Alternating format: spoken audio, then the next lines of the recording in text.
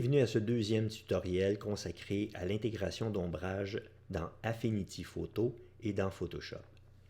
Nous commencerons dans Affinity Photo, là où on avait laissé lors du premier tutoriel. Nous avions notre sujet, qui est l'homme ici, avec des ombrages qu'on a appris à faire de manière différente, mais qui donnent le même résultat. Pour ce faire, maintenant, je vais en sélectionner deux et les détruire, j'en ai pas besoin d'autant. Je vais en conserver un seul. Donc, j'ai ici un calque d'ombre et c'est sur celui-ci que je vais travailler pour pouvoir l'ajuster pour que ça donne une ombre réaliste. Premièrement, la première chose qu'il faut faire, c'est de positionner l'ombre correctement pour s'assurer que les talons arrivent aux bons endroits ou du moins que ça soit comme plus véridique. Par la suite, une fois que la position de l'ombre est quand même relativement bonne, on travaille sur l'ombre pour pouvoir l'améliorer. Pour ce faire, on s'assure toujours de travailler avec le calque et on va effacer les portions qui sont de trop. Donc, avec une opacité de 100, un flux de 100 et une bonne dureté, on va effacer les portions qui sont au-dessus ici, qu'on n'est pas supposé de voir des ombres ici. Et maintenant qu'on a effacé les portions qui dépassaient vers le haut, on va améliorer les portions qui sont sur le bas. Pour ce faire, je vais utiliser un outil de pinceau avec une dureté quand même assez grande. Je vais y aller à 90 en m'assurant que je travaille avec du noir parce qu'on travaille nos ombres en noir et tenter de reproduire le plus fidèlement possible la forme qu'on pourrait retrouver. On pense qu'ici, on devrait revoir une bonne partie de la chaussure ici, donc juste le dessus de la chaussure qui fait ceci. On vient donc d'ajouter l'ombrage de la chaussure. Je vais même améliorer un peu comme ceci. Et de ce côté-ci, le pied est placé dans la position qui pointe vers l'avant. Et pour simuler l'ombrage de ça, il faut imaginer que l'ombrage va s'étirer comme ceci et s'en aller vers la jambe. Si on ferme comme ceci, on devrait se retrouver quand même avec une ombre qui est quand même relativement véridique, donc réelle. Et puisque c'est très étiré, peut-être même que je pourrais aller chercher plus ici haut, comme ceci, et même comme ceci. Voilà. On a quand même une ombre qu'on pourrait considérer comme étant assez véridique par rapport à la forme et à la position du personnage. Une ombre n'est jamais parfaitement noire, il laisse toujours, comme on le voit ici, il y a une certaine transparence. Pour ce faire, toujours en s'assurant que c'est l'ombre sur laquelle on travaille, on peut ajuster l'opacité à un certain niveau qu'on peut juger comme étant celui qui est le plus proche de la vérité.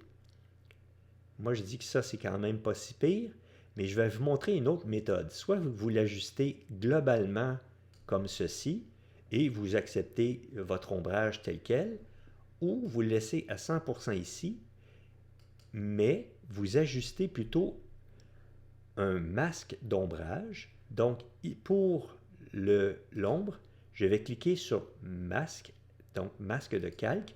Ça crée un nouveau masque ici. Et un masque, ça a l'avantage de pouvoir cacher ou montrer des portions, comme on le sait déjà, mais ce qu'on sait aussi, c'est que le noir cache complètement. Je vais vous le montrer. Si je choisis du noir dans le masque ici, puis je peins, on cache quelque chose. Et si j'utilise du blanc, ça montre quelque chose. Mais qu'arrive-t-il si j'utilise du gris? Si j'utilise du gris, on voit que je cache une portion, mais il y a une portion qui apparaît aussi. OK? Maintenant, si on prend, on sait que du noir et du blanc, ça montre ou ça cache.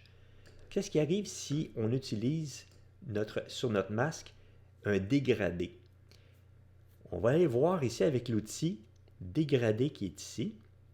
Je clique dessus et je clique à peu près au début de mon ombrage et je glisse vers l'avant. Ici, c'est du blanc qui veut dire parfaitement opaque jusqu'à un ton de gris qui est parfaitement, Si c'était du noir, ça serait parfaitement transparent, mais plus c'est gris, voilà ici, plus ça devient opaque. Et ici, on pourrait, au lieu d'être un blanc parfait, ajouter plutôt un peu de gris pour donner un effet beaucoup plus réaliste. On voit le gazon à travers et c'est déjà très bon.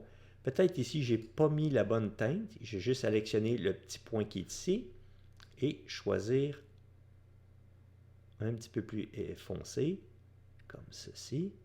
Et voilà, on vient de donner quand même un effet assez intéressant à notre ombrage en jouant avec la transparence à partir d'un masque qui est géré par un dégradé. Déjà, on se retrouve avec quelque chose de beaucoup plus véridique. Mais notre ombrage est peut-être un peu trop dur. Maintenant, ce qu'on peut faire, c'est d'utiliser un filtre dynamique. Je clique sur l'icône ici des filtres dynamiques et je choisis flou gaussien. J'augmente ici le rayon du flou un peu jusqu'à ce que ça donne un petit flou autour de mon ombrage et je peux m'avancer pour essayer de voir. Si j'en mets trop, on voit bien que ça ne marchera pas.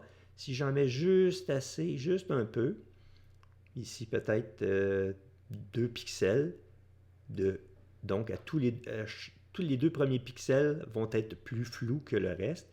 Et on voit maintenant que les rebords sont beaucoup moins durs que c'était. Et on se retrouve maintenant avec un ombrage qui a l'air beaucoup plus véridique. Voilà comment on fait pour intégrer une ombre dans Affinity Photo. Maintenant, on va aller voir dans Photoshop comment on peut reproduire exactement la même chose. Nous voici maintenant dans Photoshop et maintenant on va immédiatement aller ajuster l'ombre pour le placer correctement sous le sujet. On le place de manière à ce que, ici dans mon cas, les talons touchent pas mal ici, donc l'ombre commence ici. On voit ici par contre qu'il y a des portions d'ombre qui dépassent. On va immédiatement les effacer avec l'outil efface qui est ici. Alors on prend un outil efface, on s'assure que l'opacité et le flux sont à 100% et on peut travailler avec un pinceau d'une taille quelconque et la dureté, idéalement, c'est quelque chose dans les environs de 90-95%. Et j'efface, tout simplement. Voilà. Ça, c'est pour l'efface. Maintenant, on va ajuster les ombres avec l'outil pinceau pour pouvoir lui donner ici un effet qui est plus réaliste. On a vu tantôt dans Affinity Photo qu'on essayait de reproduire le plus fidèlement possible la forme de l'ombrage en fonction de qu'est-ce qu'on voit. Et on sait que l'ombre devrait s'étirer un peu comme ceci, à peu près. Voilà. Et la même chose de l'autre côté, on voit que l'ombrage devrait s'étirer un peu comme ceci. C'est quand même relativement réaliste comme forme d'ombre, comme ceci. Alors, je vais considérer que c'est quand même terminé, mais on peut réajuster en effaçant et en repeignant les ombrages jusqu'à ce que ça donne quelque chose qui semble réel. Une fois que ceci est fait, on va maintenant convertir, et ça c'est propre à Photoshop, on va convertir notre calque d'ombre en calque dynamique. Alors pour ce faire, je vais faire bouton de droite ici et je vais convertir en objet dynamique. Une fois que ça c'est fait, puisque le calque devient dynamique, ceci signifie qu'on peut lui appliquer maintenant des filtres dynamiques. La différence entre un filtre dynamique et un filtre, mettons, non dynamique et statique, c'est-à-dire que, je vais donner un exemple, si j'applique n'importe quel des filtres qui est ici, ok, lorsqu'on a appliqué le filtre, on ne peut plus revenir en arrière et changer les valeurs du filtre qu'on a appliqué. Alors que lorsque c'est dynamique, à ce moment-là, si on applique une valeur et qu'on trouve que c'est pas bon, on peut la changer, on peut la modifier et on ne perd pas les informations. Alors, pour ce faire maintenant, je vais ajouter un filtre de flou gaussien, qui est flou gaussien. Voilà. Ici, Photoshop nous montre un aperçu de ce que ça va nous donner comme information sur l'ombrage, mais on ne le voit pas l'ombrage, il faut le trouver. Je vais juste diminuer la taille de l'image et trouver l'image et agrandir ici à 100% et voir un petit peu qu'est-ce que ça va donner lorsque je vais appliquer le rayon de flou gaussien. Donc, si je mets très haut, le flou est très, on va dire, trop flou. Je vais diminuer la taille de mon flou ici, juste pour avoir un léger flou pour le pourtour de l'ombrage, et je fais OK. Lorsque je fais ceci et que j'agrandis, exemple ici, on voit qu'il y a un léger flou autour de l'ombrage, et c'est bien beau comme ça, on l'aime. On conserve ça comme ça. Par la suite, je vais vous montrer comment on peut ajuster le flou gaussien de nouveau parce qu'on l'a converti en filtre dynamique et on le voit d'ailleurs ici à droite. Dans l'ombre, on a des filtres dynamiques et on a appliqué un flou gaussien. Si je double-clique sur flou gaussien, on voit ici que ça réapparaît et on peut changer le rayon. Si on n'avait pas converti notre calque en objet dynamique, on n'aurait jamais pu revenir sur l'ajustement de flou gaussien. On aurait appliqué une valeur et la valeur a été fixe, tout simplement. Une fois que ceci est fait et qu'on est satisfait du flou gaussien qu'on a fait, on va maintenant créer un masque, ajouter un masque ici à notre calque d'ombre. Et pour ce faire, je vais cliquer ici sur l'icône pour ajouter un masque de fusion et on voit ici le masque de fusion. Et qu'est-ce qu'on va faire avec le masque de fusion? Eh bien, on va juste ajouter un dégradé pour pouvoir rendre un peu transparent notre ombrage, tout comme on l'a vu dans Affinity Photo. Dans Photoshop, l'outil de dégradé se situe ici avec le pot de peinture. Donc, si je fais soit un long clic ici ou bouton de droite, je peux aller chercher l'outil de dégradé. L'interface dans Photoshop est très différente que dans Affinity Photo pour les dégradés. Malheureusement, on ne peut pas utiliser l'outil dégradé simplement avec Photoshop. Il faut commencer par aller définir ici les types de dégradés qu'on veut. Exemple, je vais avoir de blanc à noir, je vais avoir de noir à blanc, je vais avoir de blanc à transparent, etc., etc. Nous, on veut avoir de blanc vers noir. Donc, on en choisit un. Moi, j'en avais déjà créé un, mais il faut le choisir. Et une fois qu'on l'a choisi, on clique dessus et il y a un éditeur de dégradé qui apparaît. L'éditeur de dégradé indique ici l'aide des petits carrés qui sont situés ici à gauche et ici à droite dans le bas, la couleur de départ et la couleur de fin de notre dégradé, donc de blanc pur à noir pur par défaut. Nous, on veut garder en fait presque noir, mais avec une légère transparence en allant de plus en plus, on pourrait dire transparent, mais pas tant que ça, vers le bas.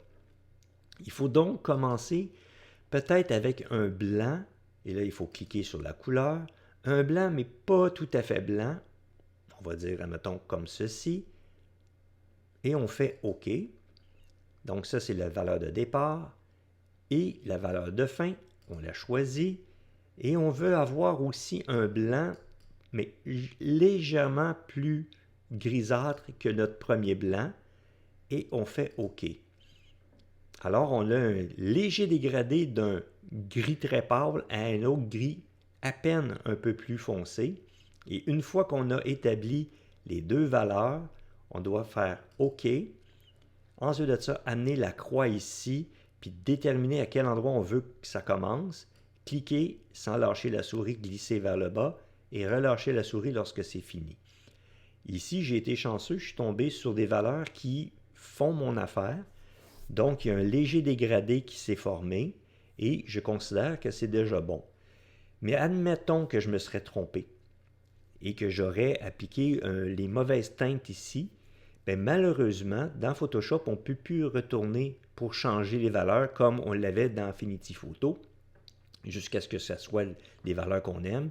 Il faut retourner dans le menu ici ou dans la boîte de dialogue, sélectionner notre première couleur, cliquer dessus, changer la teinte, faire OK, aller sur la deuxième couleur, cliquer ici, choisir la teinte, faire OK, refaire OK et replacer notre curseur, glisser et relâcher jusqu'à ce que la transparence qu'on veut s'applique. C'est un petit peu plus compliqué pour faire un dégradé. Si vous trouvez que c'est trop compliqué de réaliser un dégradé de cette façon, je vais vous montrer une autre manière peut-être de rendre l'ombrage relativement transparent. Cette fois-ci, je vais me débarrasser du masque de fusion et je vais tout simplement supprimer le masque de fusion. Donc, il n'y en a pas. Et à la place, en sélectionnant mon calque d'ombrage, je vais aller dans son opacité et je vais la diminuer. Et regardez le résultat que ça fait. Et admettons que je suis satisfait de l'opacité, bien, on l'accepte juste tel quel. Ici, bon, j'ai 82% d'opacité. Voilà. Et évidemment, la différence, c'est que l'opacité est la même sur l'ensemble de l'ombrage et on ne peut pas la varier entre moins transparent à plus transparent, etc., puisque ce n'est pas dégradé, c'est seulement un chiffre. Mais c'est la manière plus simple de réaliser l'opération dans Photoshop. Alors, c'est ce qui met fin à ce tutoriel sur la manière de pouvoir retravailler les ombrages de manière à les rendre plus réalistes. Alors, je vous remercie et on se revoit pour un prochain tutoriel concernant les ombres.